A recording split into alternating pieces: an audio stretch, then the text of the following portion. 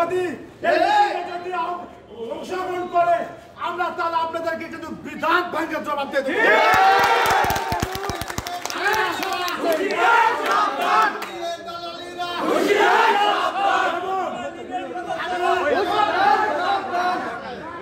কঠোর হুঁশিয়ারি করে বলতে চাই, কোনোভাবেই আর কোনোদিন আওয়ামী লীগের দোসর এই প্রশাসনে কোনো কর্মকাণ্ড চালাতে পারবে না।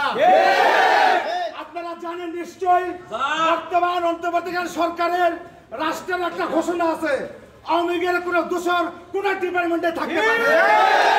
আমরা সেই ধারাবাহিকতা বলতে চাই, আওয়ামী লীগের কোনো যদি প্রেতাত্মা কোনো দোসর যদি এই প্রশাসনে যদি কোনোভাবে কোনো অপতৎপরতা চালায় তাহলে আমরা 20 দাঁত ভেঙে দেব। ধন্যবাদ জানিয়ে আমরা এখান থেকে শান্তপ্রিয় ভাবে আমাদের নিজ গন্তব্যস্থলে পৌঁছে যাব। সবাইকে বাংলাদেশ জাতীয়তাবাদী দল কর্তৃক আয়োজিত আজকের এই প্রতিবাদ সভার এখানে উপস্থিত যুবদল, ছাত্রদল, শ্রমিক দল, কৃষক দল সকলের প্রতি আমার সংগ্রামী সালাম, আসসালামু আলাইকুম।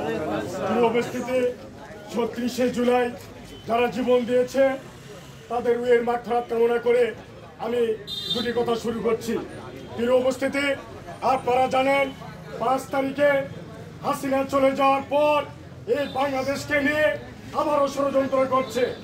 এই ষড়যন্ত্রে আপনারা সেদিন দেখেছেন সচিবালয়ে আগুন লাগিয়ে দেওয়া হয়েছে। আমরা এখান থেকে প্রমাণিত যে বাংলাদেশকে নিয়ে তারা এখনো চক্রান্ত করছে। এই চক্রান্ত যদি আমরা রুখে দিতে না পারি তাহলে আগামী দিনে এই বাংলাদেশের দ্বিতীয়বার যে স্বাধীনতা হয়েছে এই স্বাধীনতাকে হয়তো আমরা রক্ষা করতে পারবো না। সেই কারণে আমাদেরকে সজাগ থাকতে হবে। সারা বাংলাদেশে আওয়ামী লীগের যে দোষেরা থাকবে সেখান থেকে আমাদেরকে বিতাড়িত করতে হবে। প্রিয় উপস্থিতি, আজকে এই উপজেলার সমন্বয় কমিটির মিটিংয়ে আওয়ামী লীগের এই প্রেতাত্মারা তাদেরকে নিয়ে বর্তমান ইউনো যে মিটিং করছে সেই মিটিং আমরা করতে দিব না। আওয়ামী লীগের কালো হাত ভেঙে দাও, ঘুরিয়ে দাও। আওয়ামী লীগের দোসররা হুঁশিয়ার, সাবধান। আওয়ামী লীগের প্রেতাত্মারা হুঁশিয়ার, সাবধান। উপস্থিতি, আজকের সমন্বয় কমিটির মিটিং সেই মিটিং হবে না, সেই মিটিং বাতিল হবে, বাতিল করতে হবে।